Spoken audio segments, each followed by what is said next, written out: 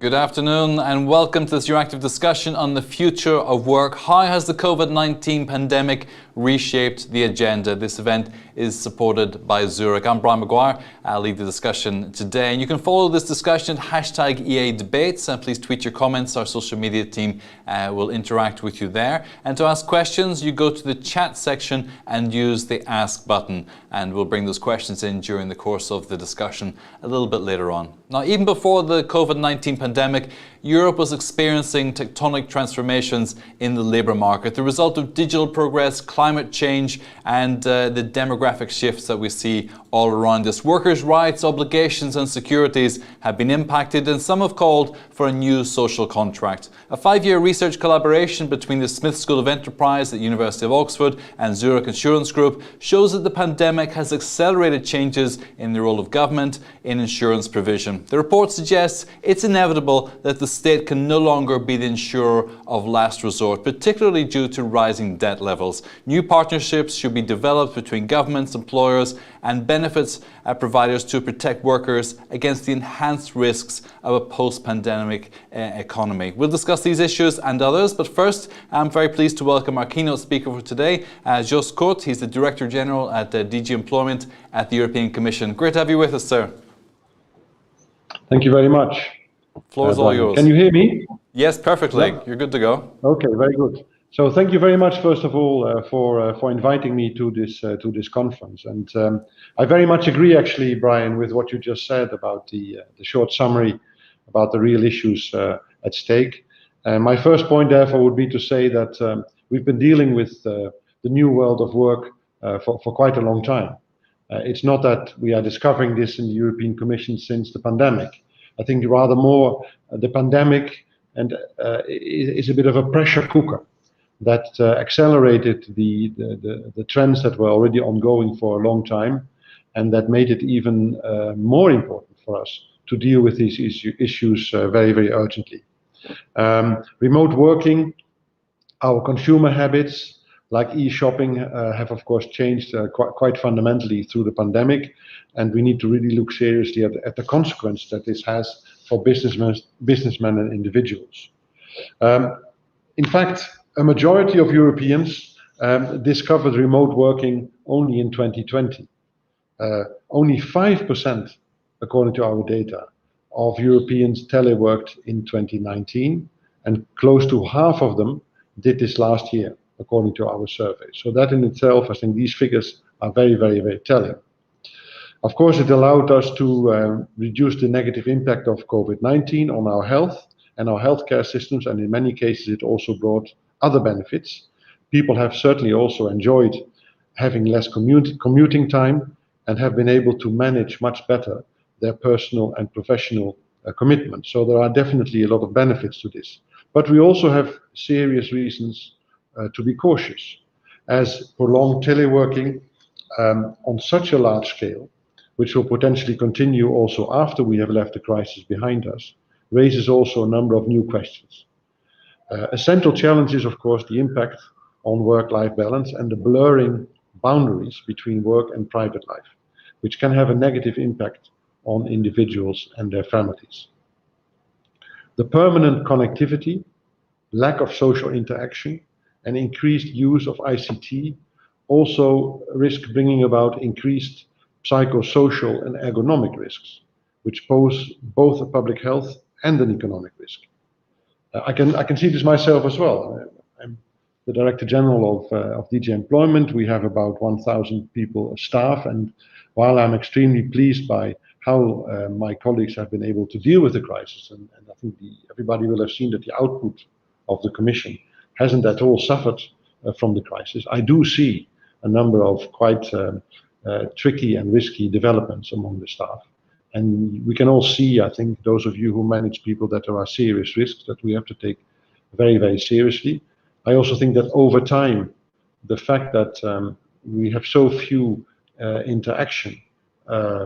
physical interactions in the office risks also to reduce the sort of creativity of the workplace. And that's also something we need to look into. All of this is in a way crystallized in platform work. When we look at platform work, it has rather reinforced, the pandemic has rather reinforced and highlighted our need for action. Again, let me start with a few figures.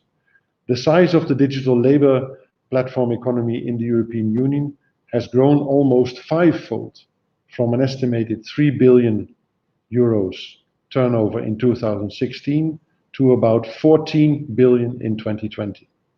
Food delivery services are up by 125% in 2020. Ride-hailing services have gone down. When we think about the platform economy, I always try to start with an optimistic assessment, because it is fair to say that platform companies bring innovation, they create new jobs, and they enhance also, I think, the competitiveness of our economies. They provide additional income to many people, and the most important thing is that they also provide access to certain groups of our societies that otherwise find it very difficult to enter the labor market. So this is a positive development, which we should support. But there are also downsides. Platform work may result in precarious working conditions and inadequate access to social protection. This is, I think, the old logic of the European Union's intervention. We are in favor of these new developments, but at the same time, we also need to make sure that the minimum rights that apply to other sectors of the economy are also applicable to platform work. How do we then approach these challenges, finally? Firstly, we obviously want workers and companies to take this digital turn successfully together. Europe will only be able to innovate and be competitive with modern businesses and workplaces. And this is why the EU Recovery Plan, supported by Next Generation EU, together with the funds that are available for the coming years, puts a very strong focus precisely on digital transformation investments. In fact, under the recovery and resilience plans, there is a legal requirement for member states to spend at least 20% of their national envelope on the digital transformation. So that was the first point. Second point, we also want to empower people. Today, 9 in every 10 jobs require digital skills. Tomorrow, an increasing number of jobs will require green skills. And if we want people to learn new tasks or change jobs, we have to make sure that they can enjoy a right to be skilled. This means investing now in education and training, as you will have the opportunity also to discuss later today. I think the skills challenges that are created by the pandemic, reinforced by the pandemic, are bigger than ever before. And finally, the European Union, of course, promotes a sustainable world of work and also quality jobs. We cannot expect young people build their life and careers on precarious jobs. We cannot expect workers to be reachable 24/7, and we cannot accept that riders in the streets have less rights than other workers. That brings me to finally to a couple of specific initiatives, in particular on the platform work, where you know that President von der Leyen already committed to an initiative. We are working on this together with the social partners. In fact, on the 15th of June last week, we launched the second round of consultations of the social partners, and we now humbly wait for the outcome of that process, which is scheduled for September, and then we will take it forward. It is clear from our assessment of the situation, but also from our discussions with the social partners, that there are a number of issues that need to be addressed. First of all, the employment status of platform workers. Secondly, also the transparency of decisions made by algorithms. And finally, also enforcement and social dialogue. And this all in an area which is, of course, extremely cross-border oriented. If we look at the developments on the ground in the sector, we see about 140 court decisions by now in different member states of the European Union on the issues that I just mentioned. And they come to different solutions and a different outcome. And this is, I think, a real problem also for the further development of the sector. It's not easy to build a business model that is cross-border when you are confronted with different case law from different member states. And that's also, I think, a real encouragement for the European Union to act. So I think, Brian, with this, I would like to hopefully to end and hopefully giving you a bit of the framework of the discussion as we see it from the point of view of the European Commission. Thank you very much. Joost, thank you. That's a great overview of what we're going to discuss today as well. I think all the key issues that have been hit there. So thank you for that. You're going to stay with us for the panel discussion and for the Q&A as well. So let me just introduce the rest of the panelists for today. We have with us Dragos Pizlaru. He's a member of the European Parliament from Romania and member of the Employment Committee in the European Parliament. Good to see you. Mireia Mencheva, she's a member of the Employers Group at the European Economic and Social Committee. Very welcome. Mihai Palimarchuk from the Policy Analyst at the EPC. Great to have you with us. And Alison Martin, Chief Executive EMEA at Zurich. Alison just had her second COVID vaccine, so she's a little bit under the weather today. So we really appreciate the fact you actually made it on today, but we'll go easy with you on the questions. So I'm just going to ask each of our panelists to do just a quick introductory remark, and then we'll get into the discussion as well. So Dragos, you want to kick off? Absolutely. So thank you so much, Brian. I would like to greet myself, Director General Joost Korte. First of all, I would like to thank Euractiv for the invitation to share with you my thoughts on such a crucial matter for you citizens as the future work is. I'm actually really delighted to be here with you. We are right now finding ourselves at a turning point. I think that the pandemic, we can say that it's actually put our worlds upside down with repeated and prolonged lockdowns, with restrictions in, I think, almost all the fields of our lives, with a profound impact on our work life. So we have right now two possibilities. We either make the most out of this moment and we build the much needed resilience, that is the buzzword of today, that will allow us to face the future challenges affecting our member states and the union. Or the bad part would be to fail and sit by watching as our democracies erode, as people are left behind, and the politicians will just tap their fears and uncertainty. And I would actually say that we are well prepared to do the most, to make the most out of it. And as a co-rapporteur of the Recovery and Resilience Facility, I really believe that we have actually taken a first step in the right direction. We have a tool that will allow us to come back stronger and more resilient. We cannot afford, certainly, to delay action. We have the opportunity right now for renewing this European social contract that you have actually mentioned as well, Brian. And the future of work is at the center of Europe that is actually forward-looking, a Europe that is fair and competitive. And we need this social contract to reflect, through the economic development and entrepreneurial and prosperous Europe that puts European citizens at the core of its existence and provides access and opportunity for well-paid jobs, allowing an independent and decent living. That's actually what we should focus on, a Europe that is competitive and innovative, where people will not be left behind. And Europe in which the private sector works close with governments, so that the companies and businesses flourish alongside their employees while creating jobs and prosperity for all European citizens. That would be the vision that I'm willing to defend here in this particular debate. Thank you. Thank you, and defend it you will, so fair and competitively. So Mireia Mencheva, the floor is yours. Just a quick introductory remarks.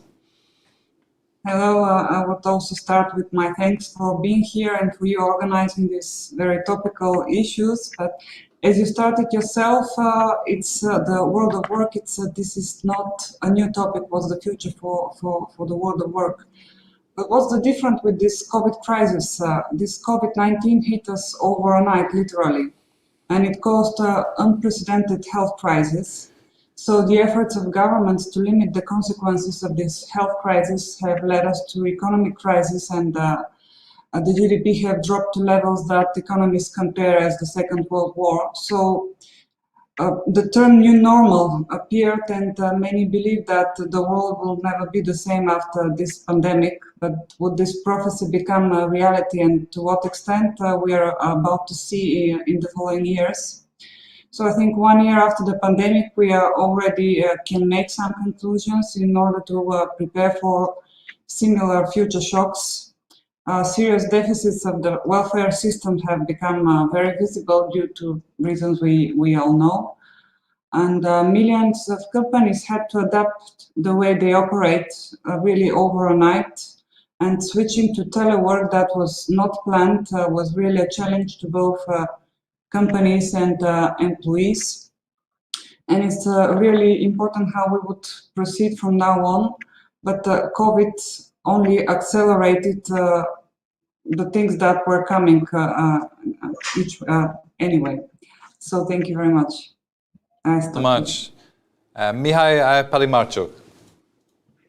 Yeah, thank you very much, Brian. I already see a lot of agreement. We all recognize the fact that the problems were there before. And it's important to recognize also that the agenda for a progressive future of work was already there as well. And it rests on two pillars: competitive labor markets with high-skilled workers and social protection systems that are sustainable and that reinforce that labor market.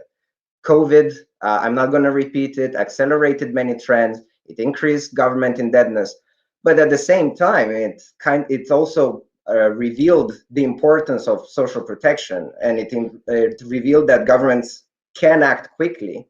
Right, they extended social protection schemes to the self-employed when they wanted to, and that was a big a big change of course.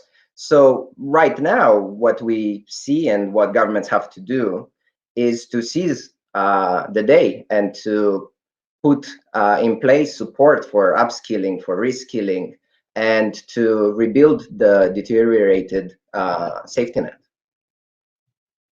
Much. Alison Martin.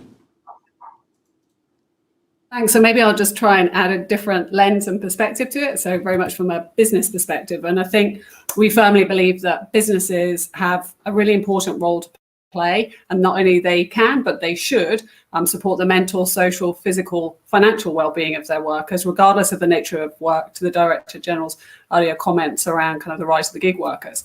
I think the onus is really on employers to also support. It's all well and good asking governments to put in place reskilling initiatives, but I think we need to recognise the important roles that businesses have, and they must step up to that. I think they need to provide career paths that work with the increasing levels of automation and digitalisation we see. We need to be employing apprentices. We need to be bringing people who are most hardest hit by the impact of COVID-19 into the workplace. And we should be disclosing what we're doing. So there's a lot of focus in ESG on the E. We need as much focus on the S as we have on the E, so that investors and other key stakeholders can actually compare what each business is actually doing. Are they walking the talk? I think, there's already in the opening remarks been comments around labour market policy to reflect the changing nature of work, and I think that is really important.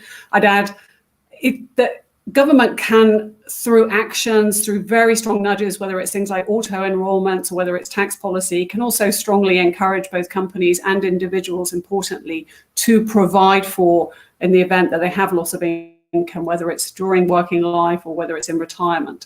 And I think insurers, we have an obligation to make it much easier. So using the tools that are creating some of the challenges, the digitization, actually we should be able to make it much more straightforward for both corporates and also for individuals to get access to the kind of protections that they need.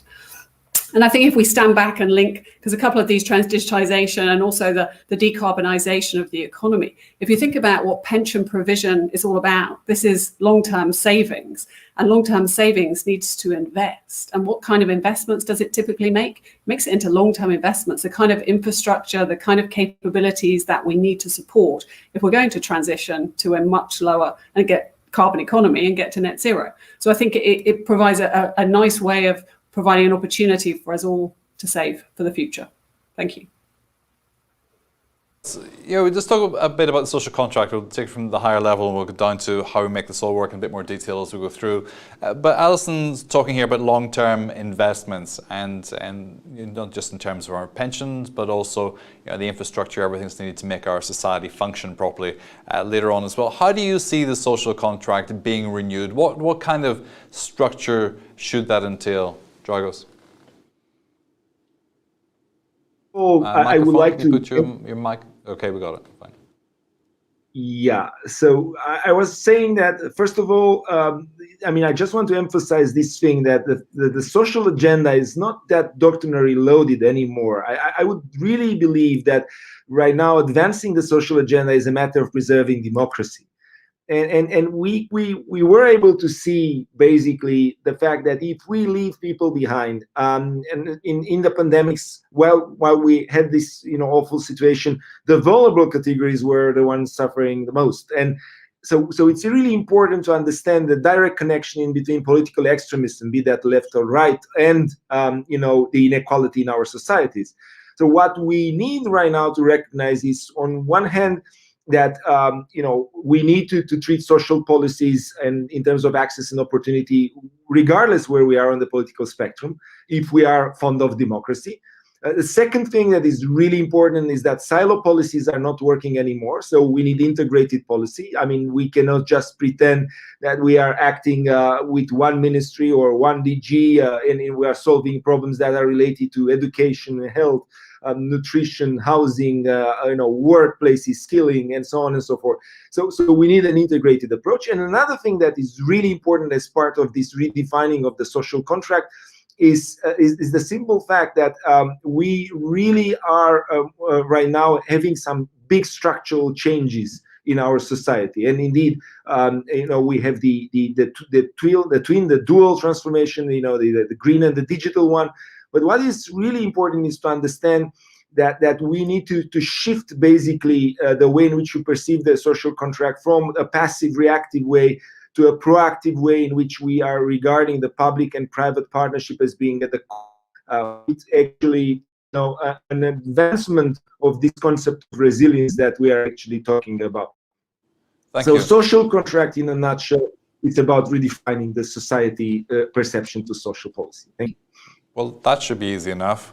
The idea that the European Commission should not work in silos, and that the policy to secure the future of work in Europe, that's no easy task to do. It's really a culture change is required, not just at the Commission's level, but also at member states. How do you see this new social contract unfold in the way that Dragos described, where all these layers need to be renewed and invested in, and at the right moment as well? Just.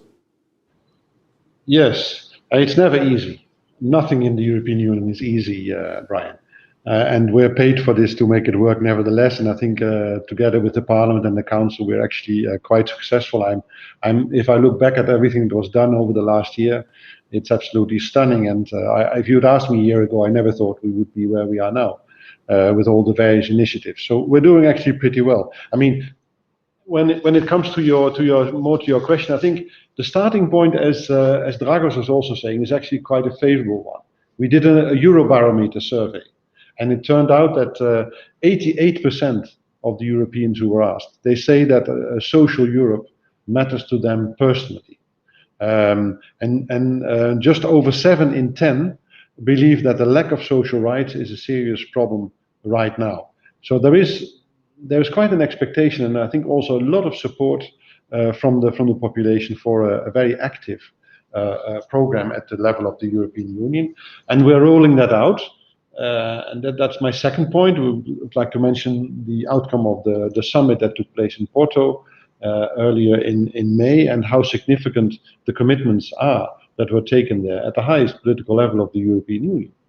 And I think you can say a lot about this summit and about the text that came out, but essentially it means that there is a very strong political commitment from all the leaders of Europe to make sure that the recovery out of COVID-19 is done socially. And that's also where the European Pillar of Social Rights comes in, which I think is important, the action plan. And also I think, honestly, I think learning also from how previous crises were managed. And I think politicians very well realized that there was an enormous cost by the way this was done after the financial crisis, and that we should not make that mistake again. And that this does indeed mean that the state needs to step in, and that also the European Union is there to support them.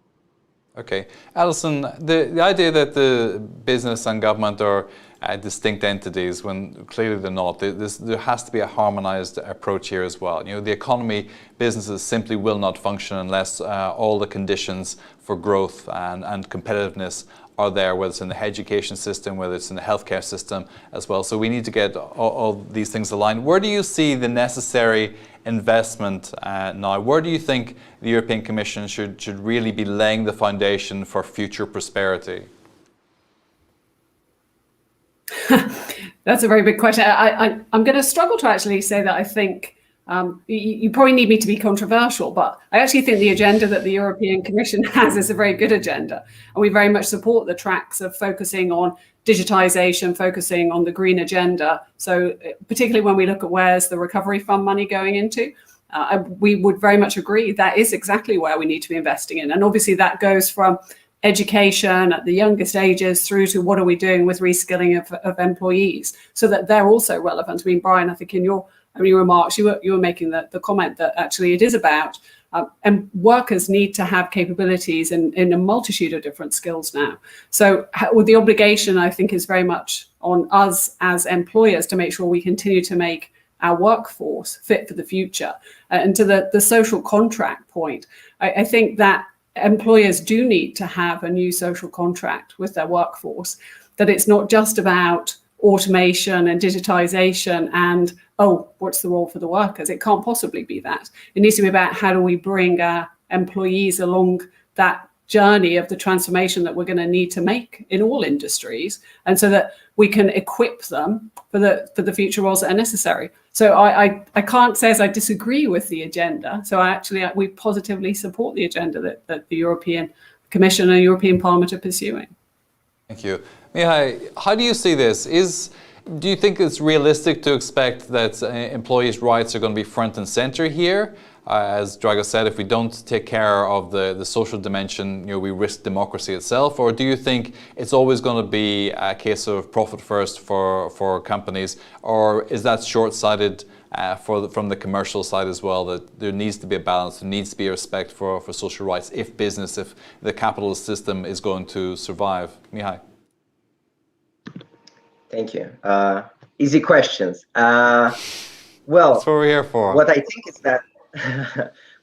is that, as Dragos pointed out, the new social contract is indispensable for democracy, and we need to put our money where our mouth is, to be honest. I think in the European Pillar of Social Rights, there are a lot of provisions which are instrumental to the future of work and to building a new social contract. People do expect more from governments, and employers expect more from governments after COVID-19. And regardless of private or of public provision, what is important is to have the right incentives. To be honest, governments do need to make certain things mandatory. There needs to be a mandatory, and gaps in coverage in basic insurance, such as sickness or income protection, need to be reduced to increase sustainability. So it is about costs and it is about the economics of it. It's just that governments need to realize the importance of these rights, of these social rights for the population, for their democracies, and for their economy. Scanning Chet Baker songs, I'm inspired by what you have in the background there. We've got that old feeling, looking for the silver lining. I think that's when we're going. We have time after time as well. We'll come back to some of those later on.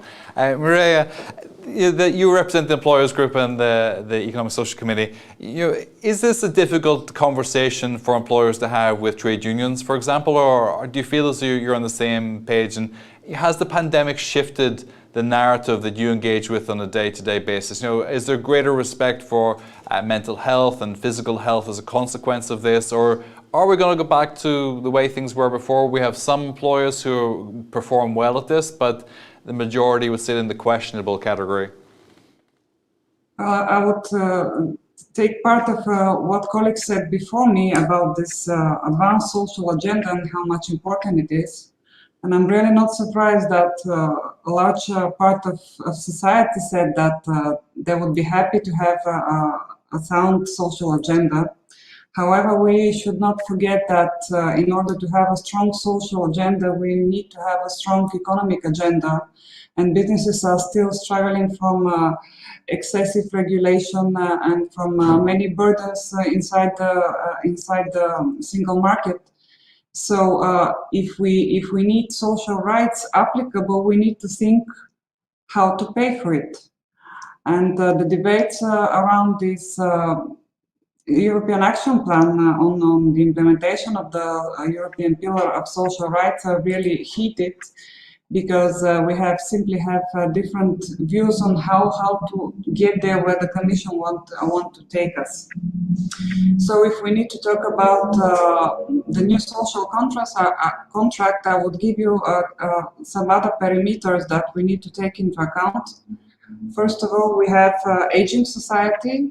We have fewer people going into the labor market, and fewer people contributing to the welfare systems, and then many others who have to contribute, contribute from these systems. Then we have transforming societies, transforming digitally, transforming ecologically, the so-called twin transition.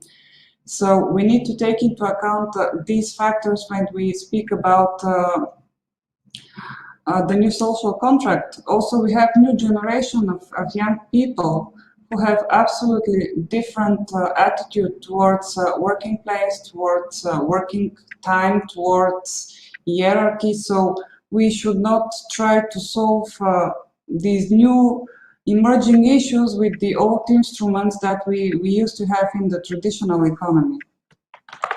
Thank you. Alison, you wanted to reply? I was going to try and build a little bit on the resilience point and the kind of the relative roles of business, and I suppose almost the underpinning question of why should they care?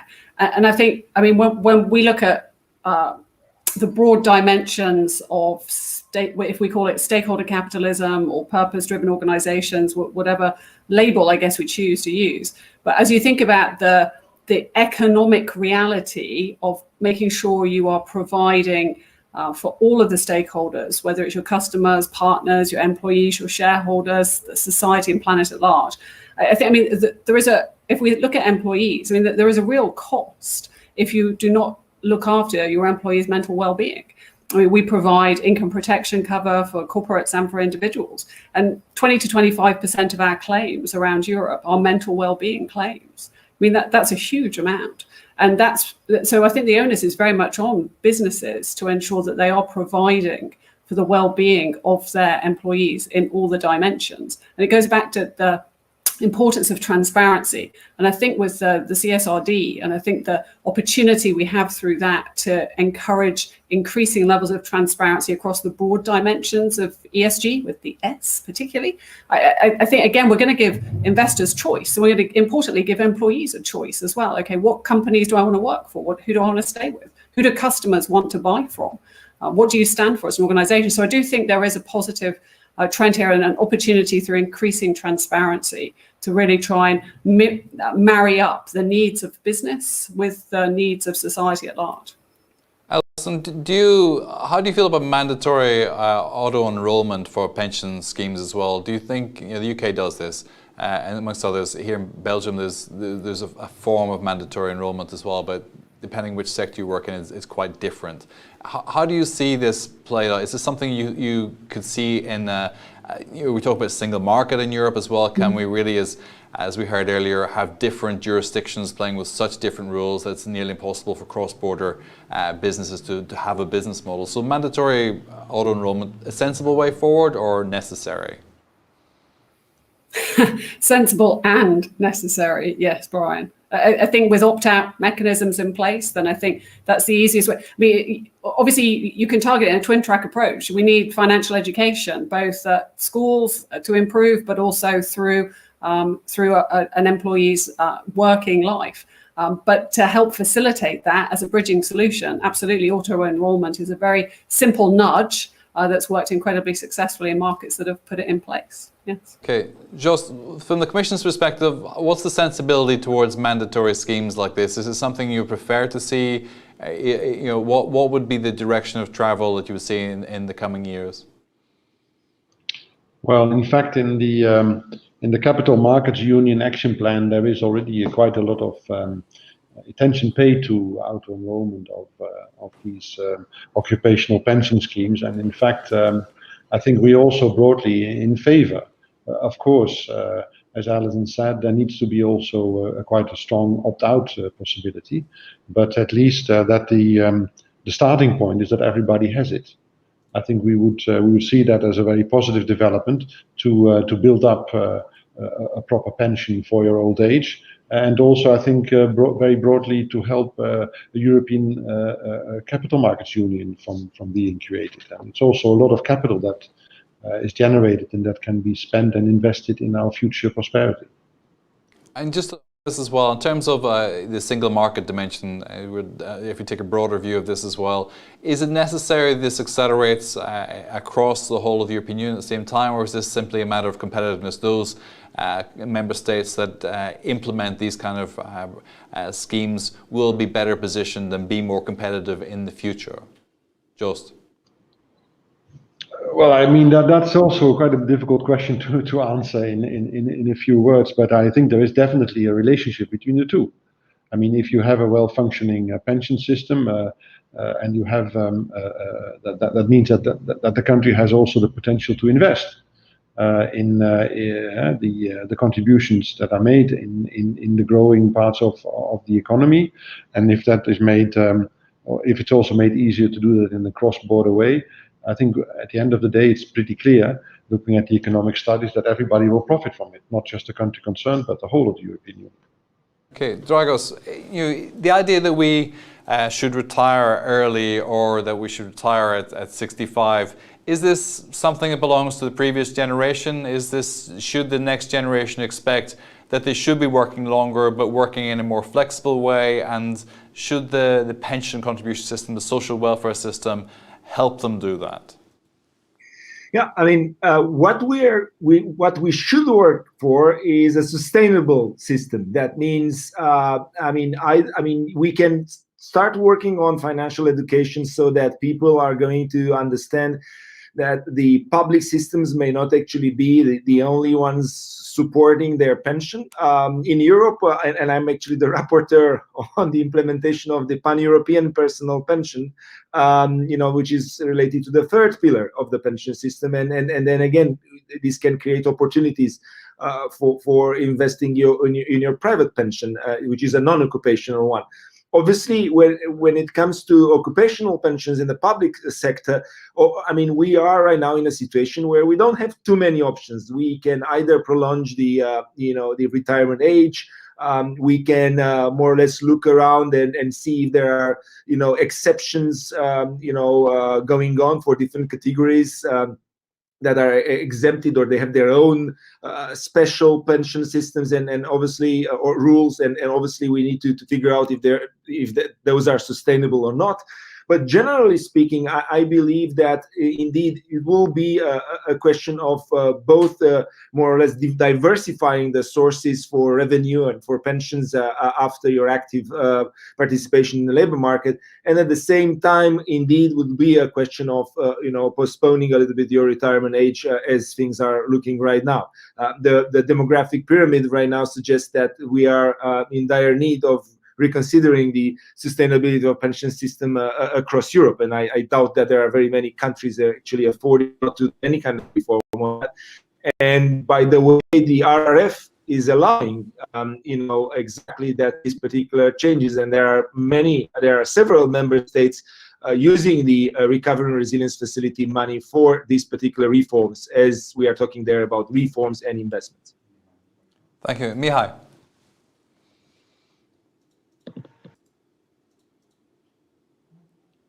Just get your audio 1 second. Okay, and I think you should be good to go. Go ahead, Mihai. Okay, sorry for that. What I want to say is that it's very good that we're focusing on sustainability, right? We all want social rights, but we need to pay for it, as it was said in the panel. The demographic changes and everything will dramatically transform how we provide pension and also how we provide other type of insurance. And it's important to do policies such as transition between working life to pension, so not having a clear-cut point where you stop working. But there are also low-hanging fruits, and here it's important to tackle them as soon as possible. And these are, of course, like categories that are not mandated to contribute to pension funds, or they are slipping through the requirements because they don't qualify. They either work too few hours, or they have interrupted contracts and periods of work. So it's important to combine. Yes, we need new instruments, but we also have old instruments that are not being used currently. So it's not about inventing the wheel. It's using the old and also adapting to the new. Okay. Maria, how do you see this? Well, if we speak about the pension systems and not the products that separate employers could use, I think we need to separate these two topics. The pension systems and the private pension funds, to me, they are without any alternative given the circumstances with this aging society that I already mentioned. So it's clear that this cooperation should continue, and then we should really try to find different sources of funding for delivering for the social rights of people, for taking their pension when the time comes. At the same time, we have many good models in Europe for schemes, applicable schemes for gradually exiting the labor market, so people do not have to wait until the age of 65. There are good schemes, good examples with leaves account, so people don't, when they work more during their working life, so they could save into their accounts few days, so they could use in the end of their career, and they gradually exit. So this takes into account their age, their reduced ability and motivation to stay at the workplace, at the same time keeps them so they could interact with younger workers and could contribute to the company's activities. So all these examples, they should be, used and considered when we think of the future policies that we want to implement in the member states. Employers also do a lot to invest in ergonomics of the working places that take into account chronic diseases of these older workers, because this comes with age. So we need to do everything possible to maintain these people. Alison Martin about this actually. Alison, I know we've spoken a little bit about this before actually. The aging population, and you spoke about financial education earlier. I want to come on to that in just a moment as well. But healthy aging, that's one of the biggest cost-saving benefits that Europe could possibly invest in, and yet we don't do a huge amount towards that. From the insurance sector, is there a nudge capacity there where the public-private partnership should really be a lot more active? And is there a way to incentivize healthy aging through the insurance and pension scheme as well? Another big question. So I would argue that probably there has been a lot of investment in healthy aging actually across lots of different countries. I think if you look at how much what the burden, it's probably a terribly poor choice of words, of kind of aging is on health systems. It's typically just in the last year of life. That's where 90% plus of the cost is.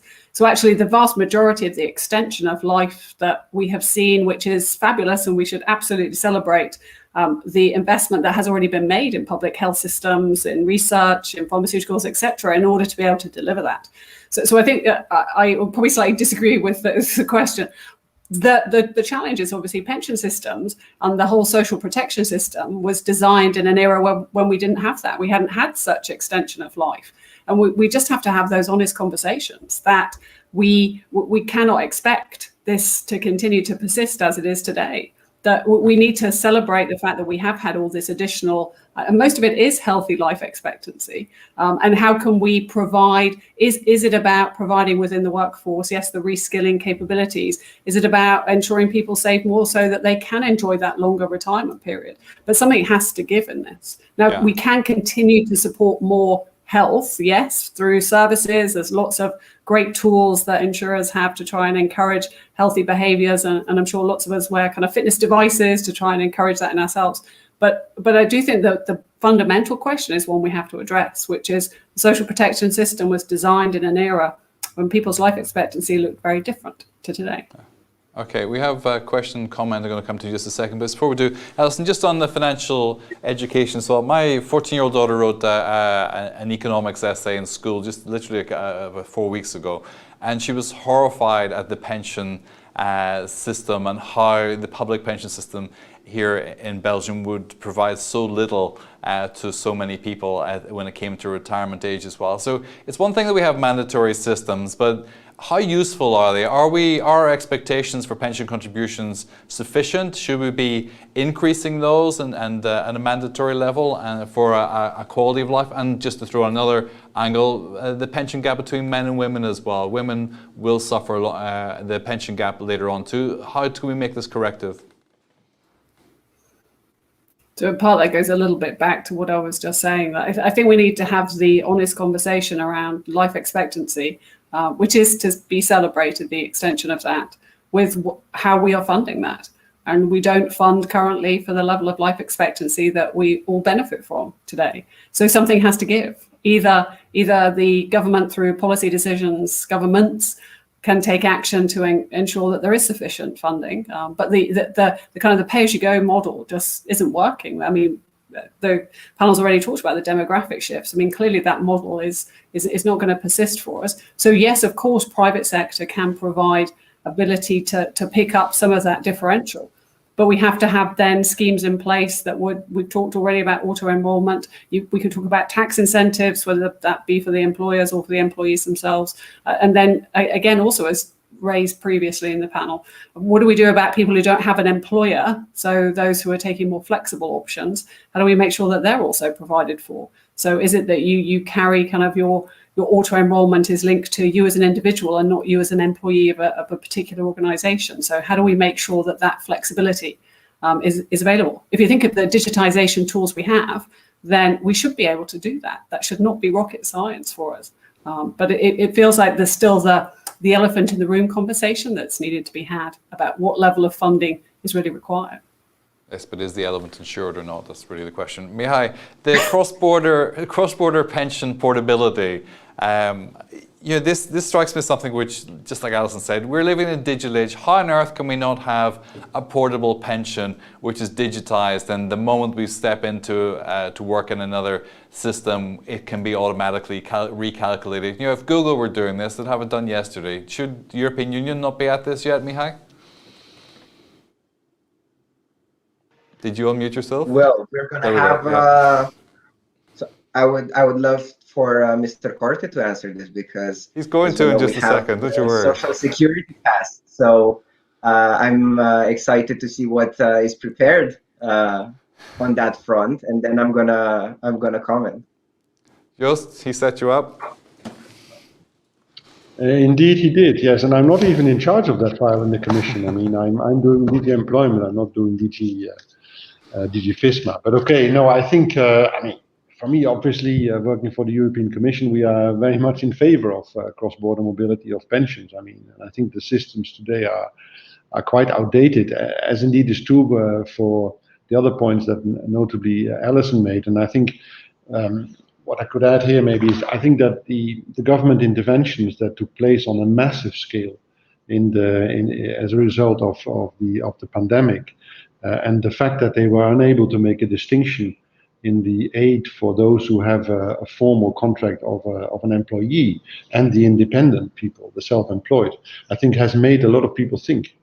So notably the finance ministers, because they are actually bailing out many people who are on a self-employed, working on a self-employed basis, and therefore didn't contribute and many of the social benefits that they now profit from. And I think this has made them think, and I agree very much with what said, that this sort of distinction between worker or an employee and a labor contract on the one hand, and the self-employed person is getting excessively difficult.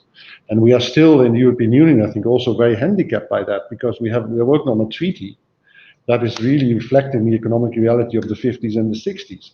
And we cannot legislate on self-employed people. We are working under a title that's called labor conditions, working conditions, but they're only for the employees. And this is actually one of the biggest issues we're having. Will also sort of a real issue for the platform work initiative, where there's the same distinction. But I mean, going back to the question, though, I don't want to duck the question. Though of course, Mr. Pislarou is the real expert, I think, in the panel. He has done all this, so I'm happy to pass on to him. But I'm in favor of much more cross-border mobility for pensions. That's for sure. Dragos, quick comment on this. Yeah, I mean, it's kind of weird because I'm actually dealing in econ about, with the pan-European pension. I'm dealing in EMPL with the coordination of social security system with 883 and the 987. So I will try to answer briefly. Indeed, I think that portability is a must. I think that right now it's outrageous that people in certain member states are waiting for more than 2 years to actually get their pension rights, and not all times they are actually getting everything that they should. So I think that we are going, in a good direction with the issues related to the coordination of social security system. Although the file is not done yet, and we are still, struggling a little bit in the trilogues, I do believe that the digitalisation will make a difference, and that's actually a very important thing.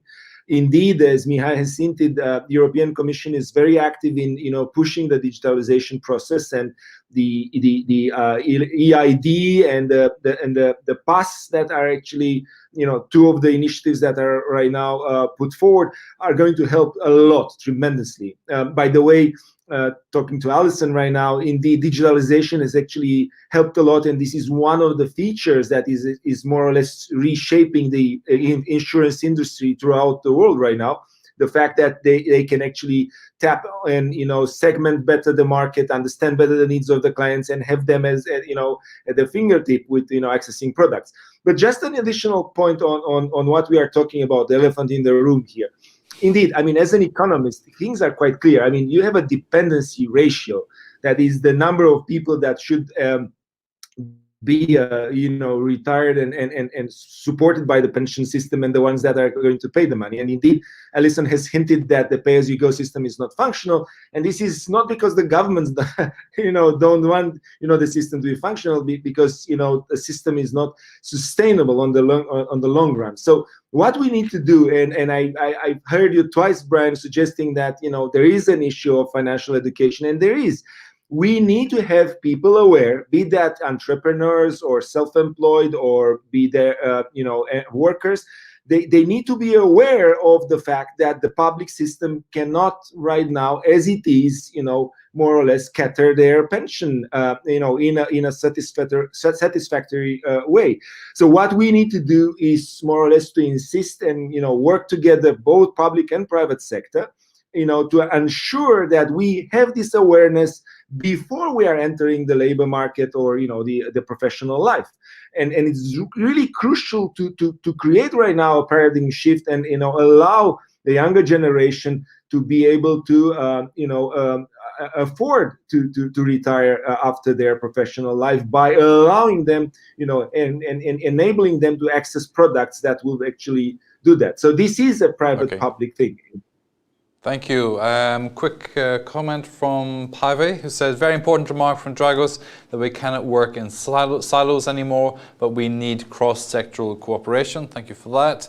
And let me just go to a couple of questions. One here from Nuno. Nuno, maybe you want to take this one. I think you touched on this a little bit already. Do you anticipate increasing policymaker regulation on remote working in the European Union? So do you anticipate increased policymaker regulation on remote working in the European Union? Well, there are various dimensions to that question. I think there is definitely on remote working, as was said before, a health and psychosocial dimension that I think we should take very seriously. There's a discussion ongoing, triggered very much by the European Parliament, on this right to disconnect, which we're taking forward. There was an own initiative resolution on that point, and I also see in many member states that, in fact, the legislator is dealing with this in various shapes and forms. So we have to see whether we can contribute to that at the EU level. So that's one element. In the occupational health and safety area, for which we're also responsible, We are coming forward with a strategy next week, which will also have some interesting ideas in this regard. Secondly, I mean, teleworking, we have the pillar of social rights. We have also a new directive that needs to be implemented by the member state next year, which is called the Transparent and Predictable Working Conditions, which sets a number of minimum rights. And let me remind you, we only fix minimum rights at the European Union level. That's the only legal basis we have.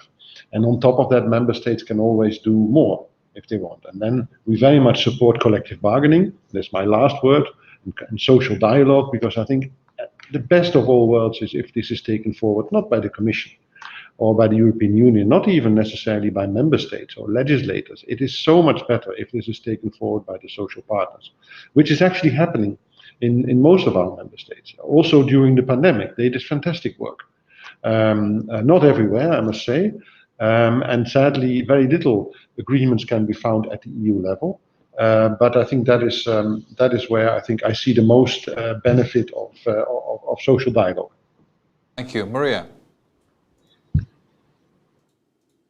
Yes, thank you. What I wanted to add when we speak about EU legislation, just to remind that there are two framework agreements, autonomous agreements of the European social partners. One is on telework from 2002, implemented in all the member states practically.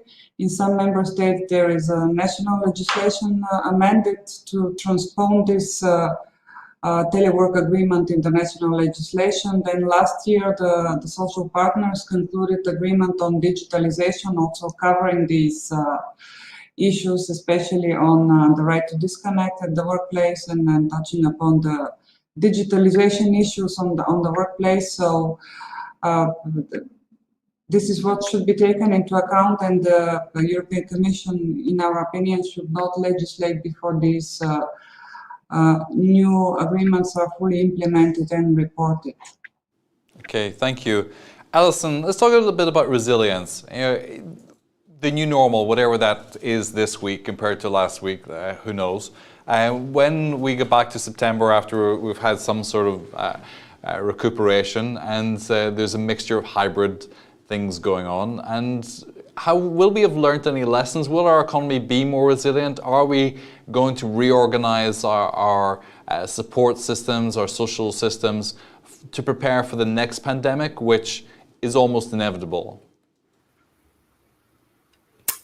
I hope so, but do I think that we're going to? I guess if you look at resilience building and all, it's not just for pandemics we need to build resilience for. We need to build resilience for the physical risk of climate change that we see through kind of increased frequency of storm activity, flood, etc. We need to heat waves, drought, etc. We need to build resilience for cyber attacks. I mean, there's obviously been a huge increase in that, and whether home working is kind of leading to an increase in that, or it's simply the increasing level of the sophistication of the cyber criminals. But building resilience, yes, absolutely, across all kinds of risks is critical for government, for businesses, in order for us to have an economy that thrives.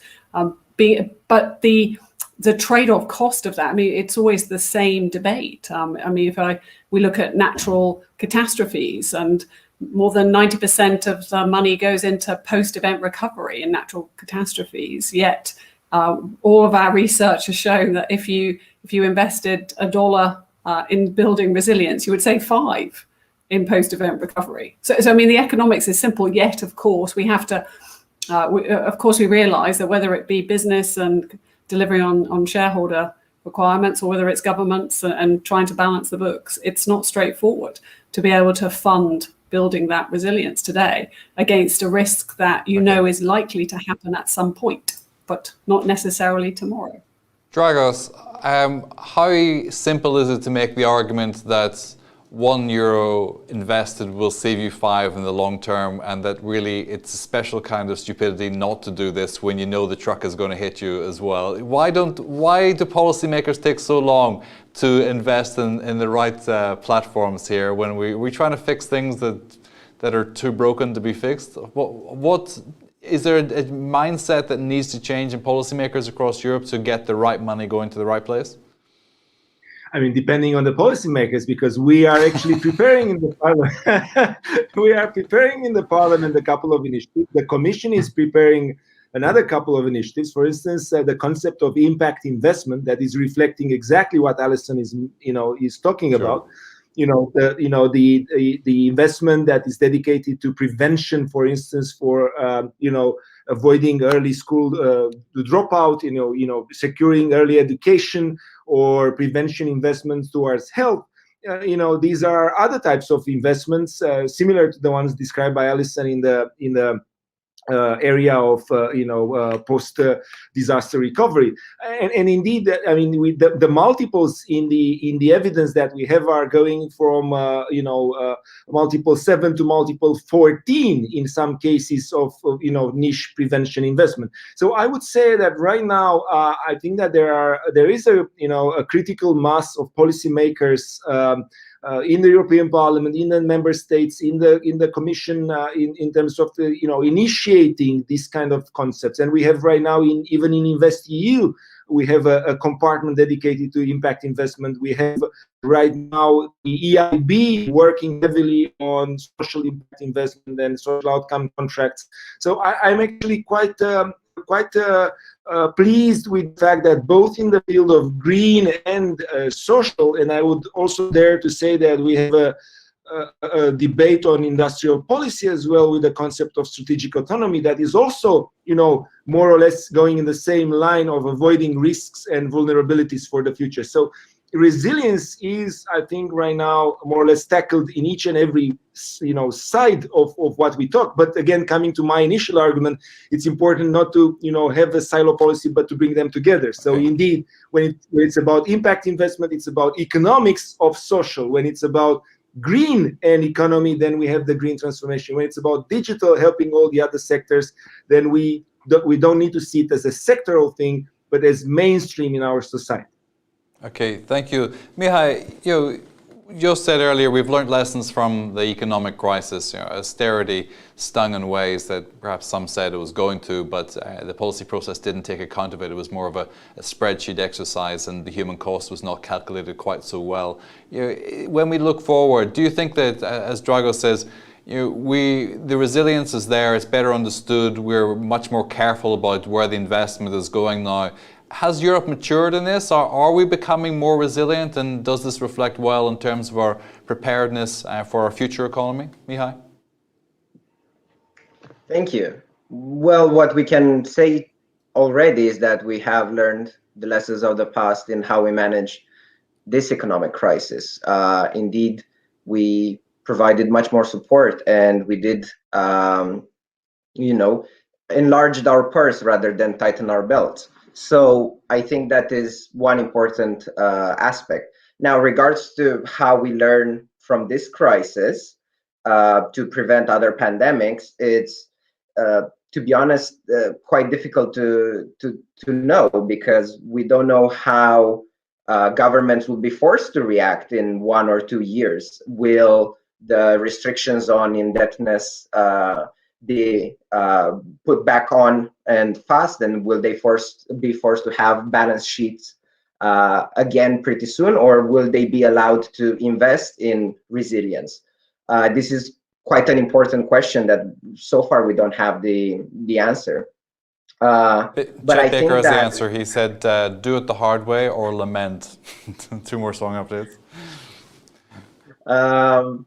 But yeah, I think that in the end, what is important to recognize, even with helping the private sector and insurance to prepare and to put more resilience in our economies, is the fact that we need to mandate these things. We need to learn that we have, as a society, we have to demand those things, and politicians and governments have to deliver on mandatory let me ask you this. In terms of mandating stuff in Europe, it doesn't go down too well with the electorate generally, as Mr. Macron of France will testify. And the idea that you need to bring the constituents with you when you do this, they need to understand why it's been mandated, what their buy-in is, and you have to have the equity there. It must be a sense of fairness and proportionality across the whole of society. That's a big ask, isn't it? Are you optimistic that Europe can balance this, Mihai?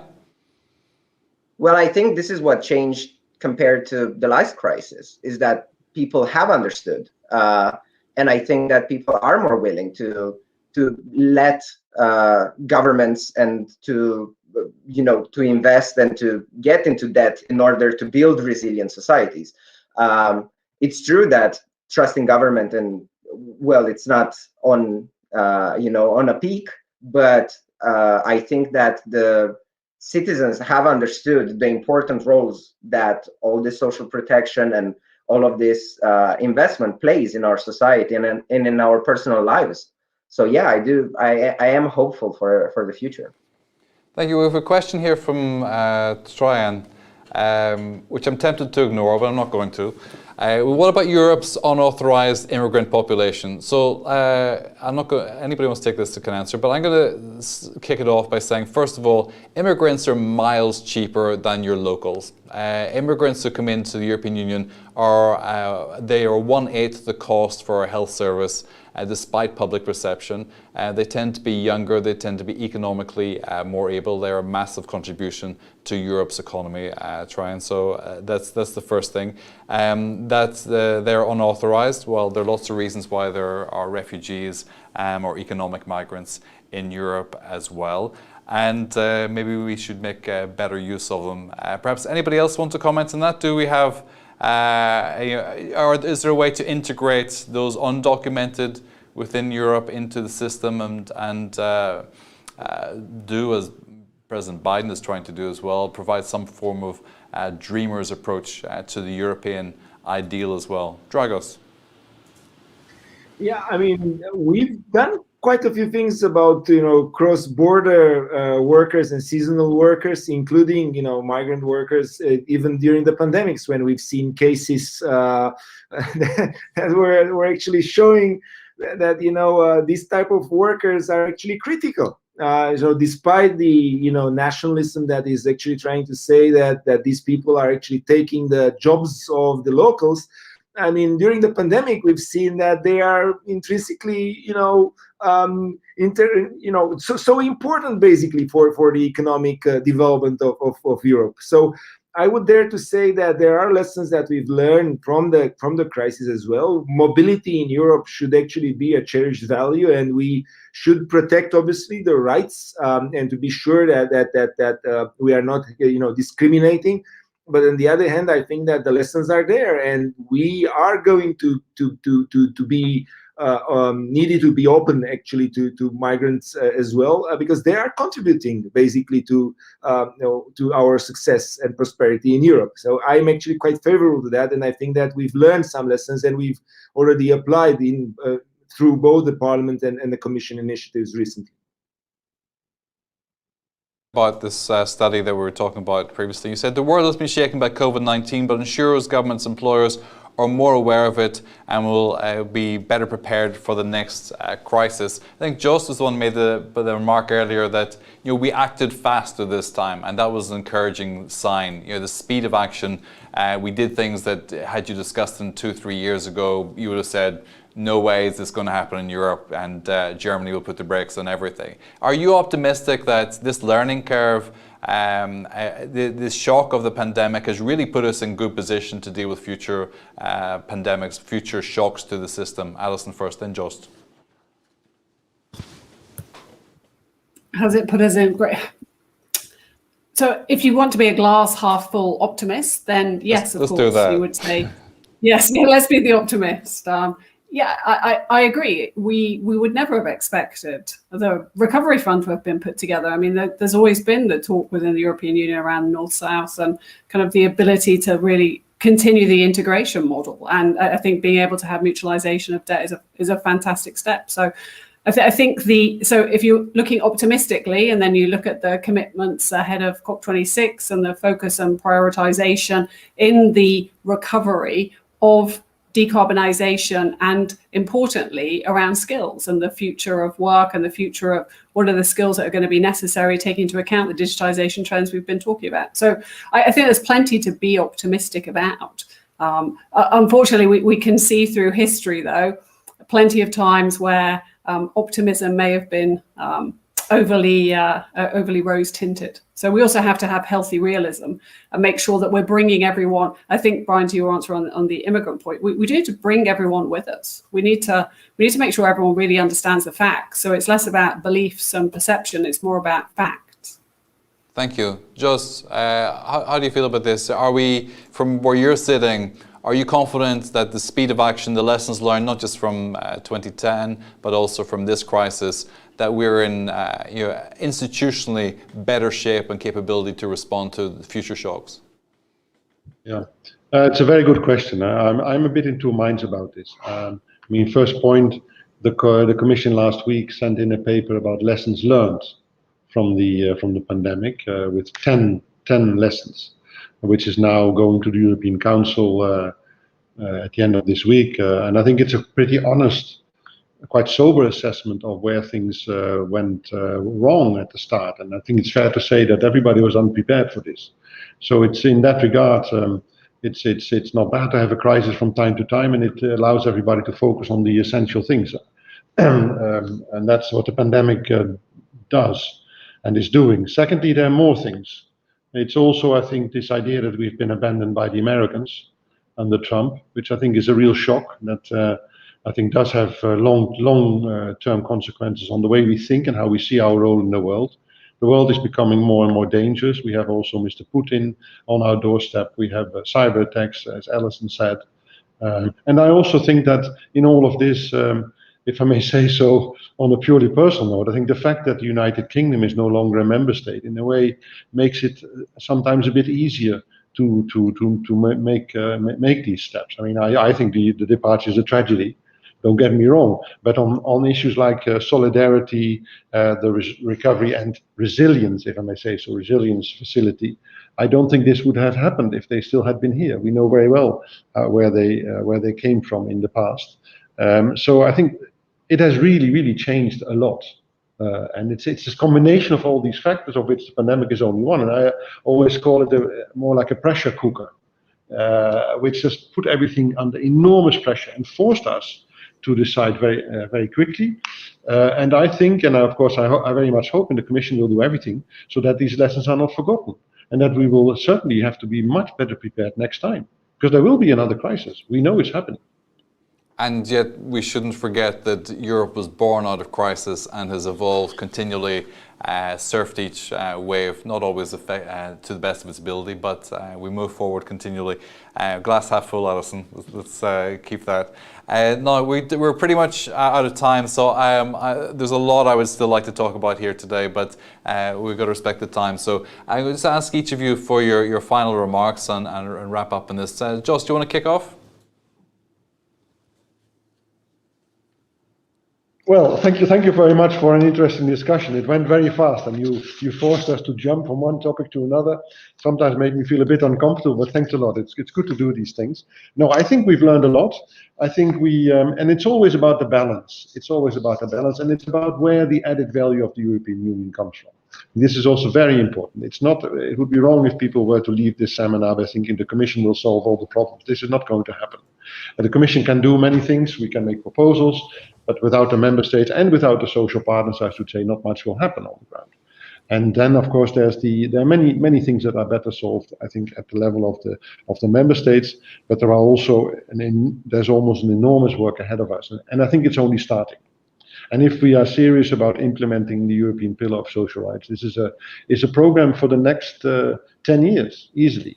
And if that commitment of Porto holds, I think it will keep us all busy for a very long time in a Europe that will, whether we like it or not, integrate more and more and more. And we are in a way forced by outside developments to do things much more together. Thank you. Dragos. Yeah, I mean, this was a very nice discussion. I believe that we were already before the pandemic in a very volatile world with, big tendencies going on with the digital transformation, the green transition, and so on. And the pandemic has just, more or less, came from above and more or less forced us to see the vulnerabilities that we have in our society. And right now we cannot deny it. And we have right now the twofold process going on.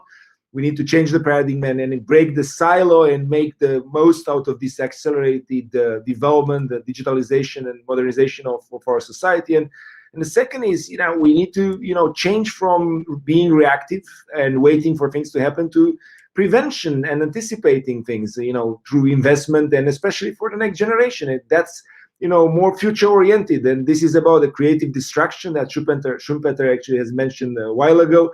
And indeed, I mean, we cannot afford anymore to turn a blind eye or leave anyone behind, because this is the way to advance our social agenda for the sake of our citizens. Maria, thank you. Thank you, Dragos. Maria, quick comment. I will be quick. Yes, as you said, Europe was born after a crisis. Now it's another big crisis, COVID, that completely changed the political agenda and the agenda of the societies at large. So we'll see what would happen next after this big crisis. So let's be careful. Let's prioritize on important things that must be done that would help us in this sustainable transition. Thanks. Thank you so much, Maria. Mihai. Thank you. So thank you for inviting me, and thank you all the other speakers for a nice debate. All I want to leave people with is, let's not leave a crisis go to waste. We have a lot of funds available right now, and they should go to reforms, and those reforms should be centered around competitiveness and about social protection to reinforce that competitiveness. Thank you. Alison, last word. So I would just add to what everyone else has said to say, don't forget the important role that business has in working together with governments and other stakeholders. I think we all need to play our part, and we are very happy to do so.